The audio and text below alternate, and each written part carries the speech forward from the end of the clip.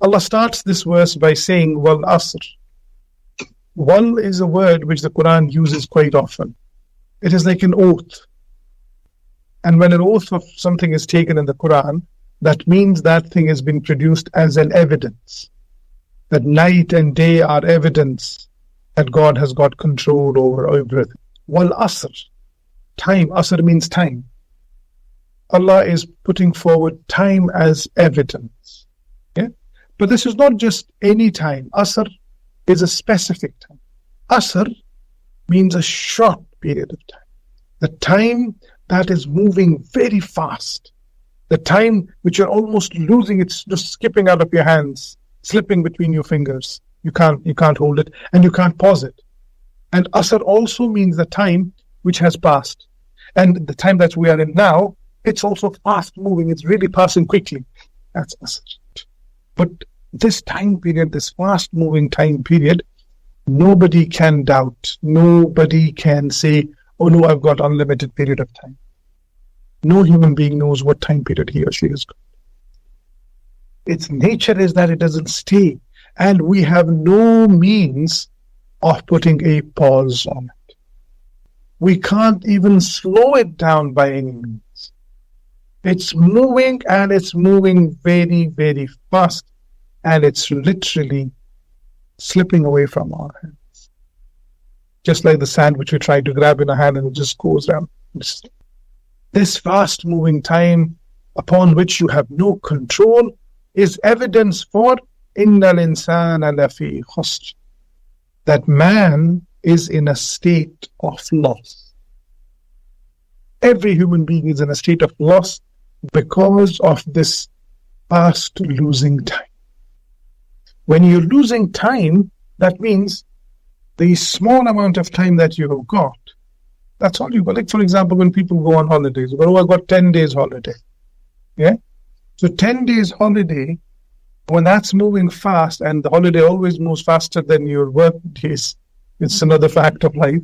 But anyway, when that is up, you can't say, well, I'm going to have another 11th day. You have to go next day to the work. Otherwise, there will be no work. Yeah? And that's an easier thing. You can do a lot of things with that. Similarly, when we are living this dunya, with every passing minute, we are losing that life. We are losing some amount of that time period which Allah has given us. That is why Allah says, Innal insana lafi khusr. But then Allah says, Illa allazina amanu wa amilu salihat wa tawasaw bil haqq wa tawasaw bis sabr. Allah says, all of you are in a state of loss because you're losing the most important commodity of time and you've got no control over it, except if you really utilize this time. Yeah? And how do you do that? Amanu wa amilu salihah. The only exceptions to this loss of constant state of loss is if you really believe, if you believe in God Almighty, and you do good deeds. So if a person decides to do nothing, they will have nothing. Similarly, if a person decides to utilize this time in making up their career, building up a good business, trying to attain family, enjoying themselves, that person has utilized that time to do all these activities.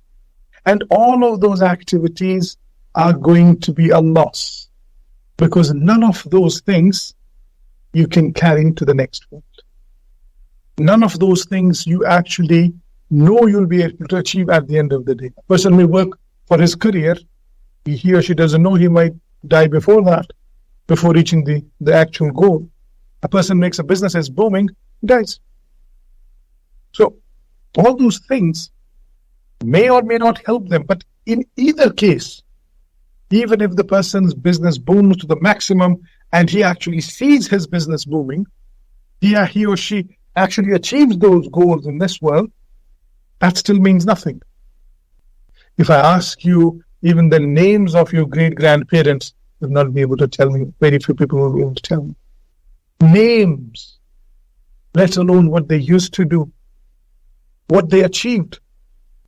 So this loss, this is a perpetual loss. Regardless of what you have achieved, regardless of what you think you are achieving, Allah says, إِنَّ الْإِنسَانَ لَفِي خُسْرٍ. You are in a perpetual state of loss unless you decide to utilize this short period of time for something which is going to give you an everlasting life. And then and then only this short period of time is a blessing. Yeah? So this is what Allah is mentioning in here, that amanu wa amilu salih. The only way to stop this loss of time to be an actual loss for yourself, and you can actually gain treasures through it, is if you believe and then do good deeds. You don't have responsibility only towards yourself. You have a responsibility towards the area you live in, place you live in, community you live in, and the world, wider world you live in.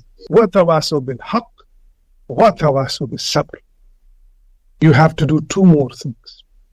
One, you have to believe in God Almighty, understand God Almighty, understand your relationship, prepare yourself for working for the Akhirah, for attaining the Jannah, the paradise. Second, you have to do good deeds. You have to do amal salihat. Third and fourth. So Iman and amal salih was for your own self, for an individual, to improve your own self. But you also have to improve your society. And the way to do that is وَتَوَاسُوا بِالْحَقِّ وَتَوَاسُوا بِالصَّبْرِ.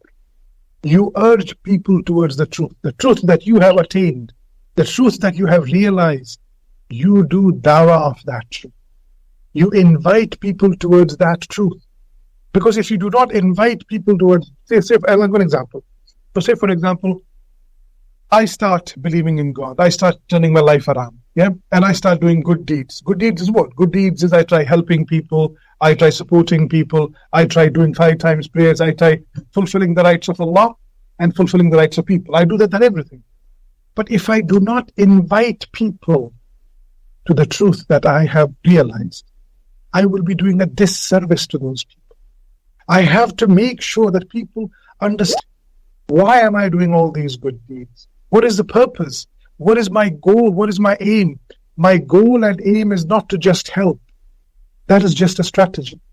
That is just something which I do as a part of my actual goal. My actual goal is to please God Almighty. And so that I would attain Jannah. And for that Allah says, وَتَوَاسَوْا بِالصَّبْرِ. You are going to need a lot of sabr. You're going to need a lot of patience. It's not going to come straight away. It's not that, okay, people will be happy. Oh, mashallah, she's talking about the truth. No. They might hate you. They might abuse you. They might accuse you. They might threaten you. They might kick you out. Inshallah, so may Allah subhanahu wa ta'ala help us to understand these realities and inshallah follow them and let it in spirit. Jazakallahu khairan.